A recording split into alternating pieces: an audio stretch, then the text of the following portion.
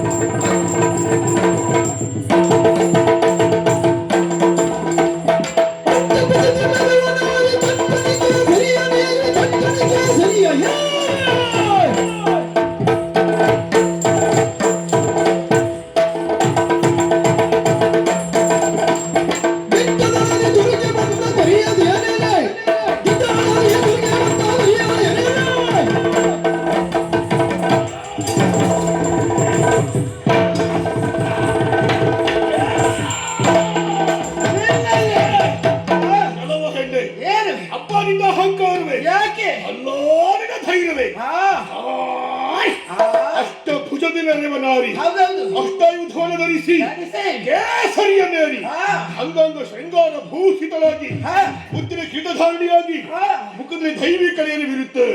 ಇತ್ತ ಒಂದೇ ಎಲ್ಲ ಯಾಕೆ ಒಂದೇ ಏನು ದುಷ್ಟ ಏನು ಮಾಡಿದೆಯ ಪಾಪಿ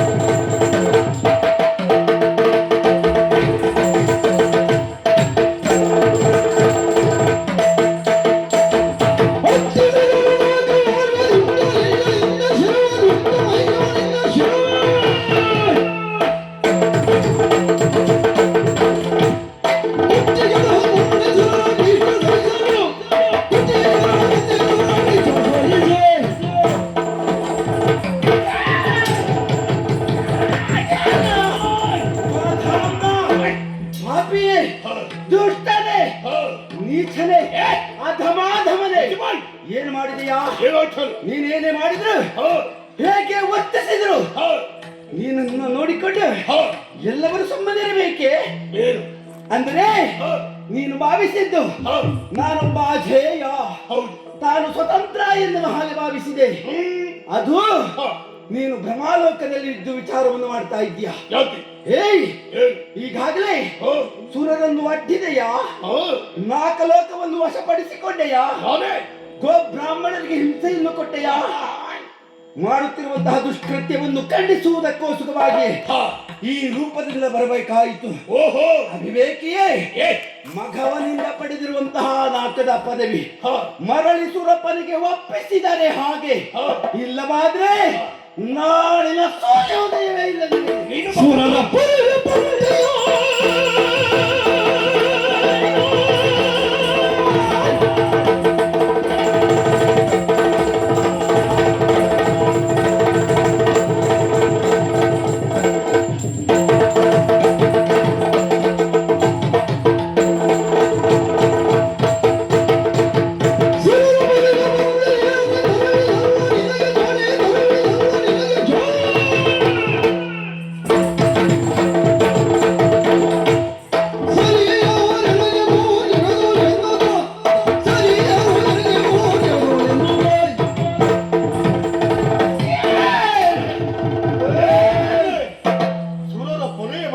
ಬರಬೇಕಾಯಿತು. ದೇವೇಂದ್ರ ಪೀಠ ಸುಮನಸರವರು ಧರ್ಮದಲ್ಲಿದ್ದವರವರು ಆ ಧರ್ಮದ ರಕ್ಷಣೆಗೋಸ್ಕರವಾಗಿ ಬರಲೇಬೇಕಾಯಿತು.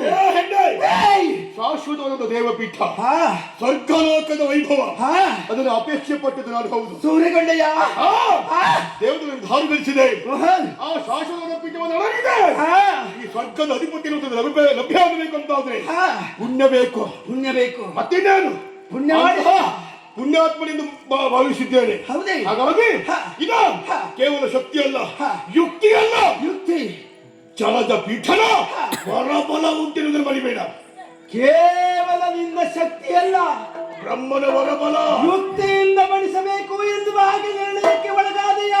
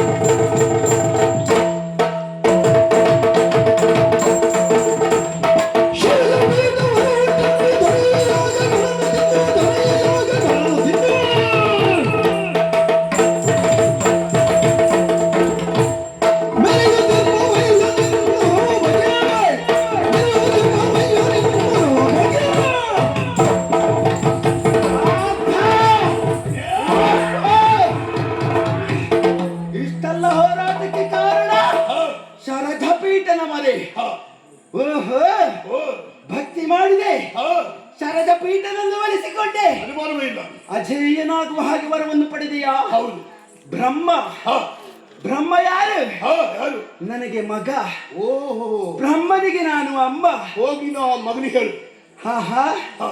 ಬ್ರಹ್ಮ ಕೊಟ್ಟಿರುವಂತಹ ವರವನ್ನು ದಿಠವಾಗಿಸಲು ಬಲ್ಲೆ, ಸಟೆಯಾಗಿಸಲು ಬಲ್ಲೆ. ಎಲ್ಲ ಯೋಗ್ಯತಾ ಸಂಪನ್ನಳಾಗಿರುವಂತಹ ನನ್ನಲ್ಲಿ ನಿನ್ನ ಹುಡುಗಾಟ ಇಲ್ಲ, ನಿನ್ನ ಹುಚ್ಚಾಟ ಸಲ್ಲುವುದಕ್ಕೆ ಸಾಧ್ಯವೇ ಇಲ್ಲ. ನಾನು ಬಿಡುವವಳಲ್ಲ. ಶರಜ ಪೀಠನ ವರಕ್ಕೆ ಸರಿಯಾಗಿ ಈ ರೀತಿಯಲ್ಲಿ ಮೆರೆದಾಡುತ್ತಾ ಇದ್ದೀಯಾ? ಆವಿರ್ಭವಿಸಿರುವಂತಹ ನಾನು ಸಾಮಾನ್ಯಳಲ್ಲ. ಆದಿಶಕ್ತಿ, ಆದಿಮಾಯ ಎನಿಸಿಕೊಂಡವಳು ನಾನು. ಓಂಕಾರ ಸ್ವರೂಪಿಣಿ ಎನಿಸಿಕೊಂಡವಳು. ತಾಳ್ಮೆಗೂ ಒಂದು ಮಿತಿ ಎನ್ನುವುದುಂಟು. ವಿಪರೀತ ಬುದ್ಧಿ ಬರುವುದು ಯಾವ ಕಾಲಕ್ಕೆ? ವಿನಾಶದ ಅಂಚಿನಲ್ಲಿರುವಂತಹ ಸಂದರ್ಭ.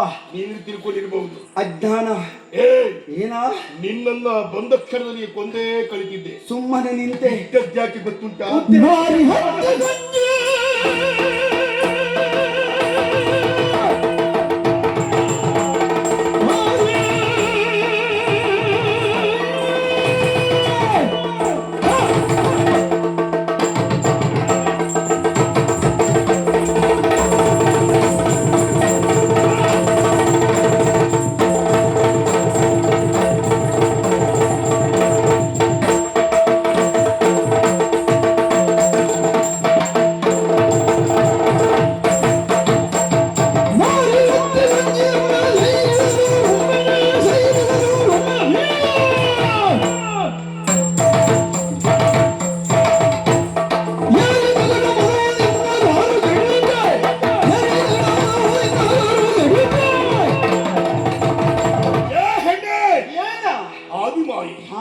ಆದಿಶಕ್ತಿ ಆದಿಶಕ್ತಿ ಬ್ರಹ್ಮನ ವರವನ್ನು ಹಠೆಯಾಗಿಸುತ್ತೇನೆ ನಾನು. ಅಂತ ದೈವಶಕ್ತಿಯ ಸ್ವರೂಪನು ನೀನು. ಹಾ ಏಯ್ ಏನು ನನ್ನ ಪಾಲಿಯೋದು ಯಾವುದು ನಂಬಲಾರಿ. ಯಾಕೆ ನೀನೊಂದು ನಾರಿ, ನಾರಿ ನೀನೊಂದು ಹೆಣ್ಣು. ಓಹೋ ಏಯ್ ಏನ ಬಂದ ಕ್ಷಣದಲ್ಲಿಯೇ ಹಾ, ನಿನ್ನನ್ನು ಕೊಂದ ಕಳಿತಿದ್ದೆ. ಮಾಡಬೇಕಿತ್ತ ಅದನ್ನ. ಬಿಟ್ಟದ ಗೊತ್ತುಂಟ, ಉದ್ದೇಶ ಎಂತದ್ದು? ನಾರಿ ಹತ್ಯೆ ಕಂಡು ಬಿಟ್ಟಿದ್ದೇನೆ. ನಾರಿ ಹತ್ಯೆ. ಆಗ ನನ್ನ ಸಾಯ್ಬೇಡ, ಮನೆ ಹೋಗು. ಇಲ್ಲಿವರೆಗೆ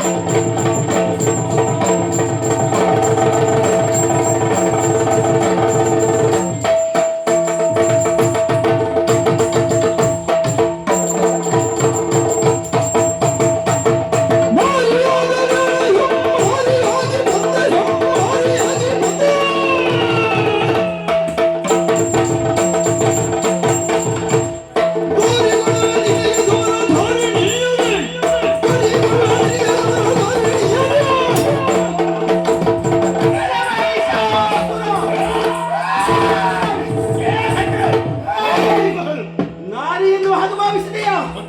ನಾರಿ ಅಲ್ಲ, ಹೆಮ್ಮಾರಿ ಅವತಾರ ನನ್ನದ್ದು. ಈಗ ಈ ಮಾರಿಗೆ ಬೇಕು ಕೋಣನ ರಕ್ತ, ರಕ್ತದ ಆಯತ್ತುತ್ತಾ ಉಂಟು. ಮಾರಿಯ ಸ್ವರೂಪಕ್ಕೆ ತನ್ನವನೇ ನೀನೆ. ನನ್ನನ್ನು ಬಲಿ ತೆಗೆದುಕೊಳ್ತೀಯ? ಬಲಿ ಸಾವಿನ ಭೀತಿಯನ್ನು ಒಡ್ಡಿಸಿ ಯುದ್ಧದಿಂದ ಕುಗ್ಗಿಸುವಂತ ಪ್ರಯತ್ನ ಮಾಡಬೇಡ. ಸಾವಿನ ಭೀತಿ ನಮಗಿಲ್ಲ. ಕೆಲವರು ಸಾವಿನ ಹೊಂಡ ಹಿಂದೆ ತಿಳ್ಕೊಂಡ್ರೆ ನಾವು ಮುಂದೆ ತಿಳ್ಕೊಂಡಿದ್ದೇವೆ. ಎಷ್ಟು ದಿವಸ ಬದುಕಿದರೆ ಪ್ರಧಾನವಾದ್ದಲ್ಲ, ಏನು ಸಾಧಿಸಿದ್ದೇವೆ ಪ್ರಧಾನವಾಗ್ತದೆ. ಹಾಗಾಗಿ ನಿನ್ನ ದೈವಿ ಶಕ್ತಿಯು ಅಲ್ಲ, ಬ್ರಹ್ಮನ ವರಬಲವು. ನೋಡ್ತೀಯಾ, ದಾಹ ಎತ್ತುತ್ತಾ ಉಂಟು.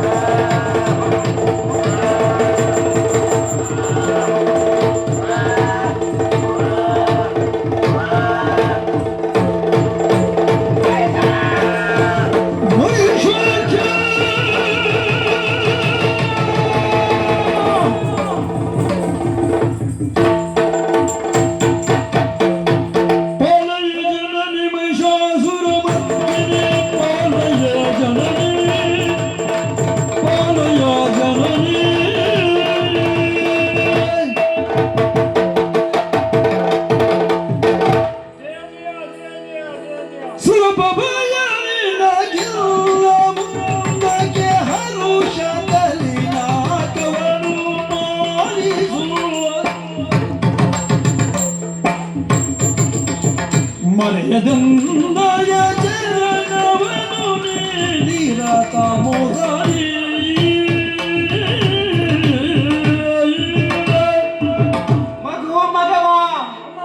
ವಾತಾವರಣ ಬದಲಾಯಿತೆ ಮಗನೇ, ತಪ್ಪಿಪ್ಪಾಗಿ ಹೋದೆಯ. ಅಂಜದಿರು ಕಂದ, ಅಂಜದಿರು.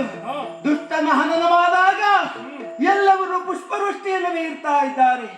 ಮಹಿಷ ಮರ್ದಿನಿ ಎನ್ನುವ ಹಾಗೆ ಹಾಡಿ ಹೊಗಳುತ್ತಾ ಇದ್ದಾರೆ.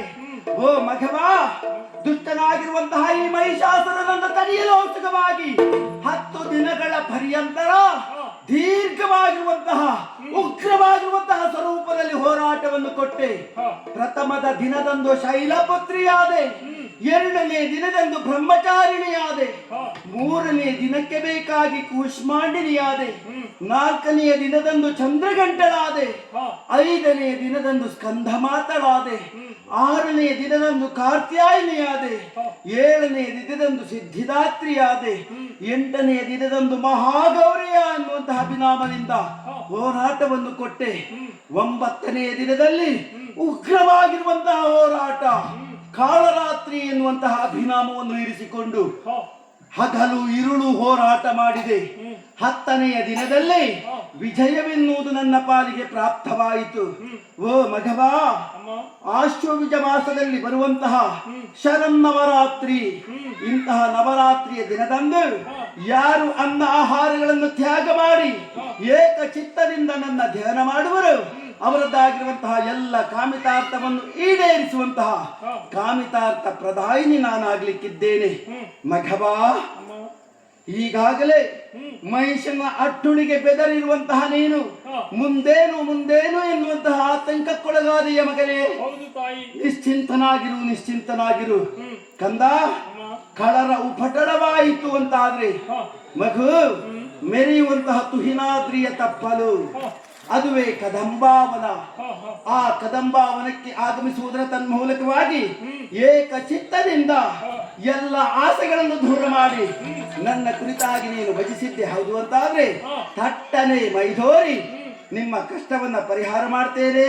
ನಿಶ್ಚಿಂತೆಯಿಂದಿರಿ.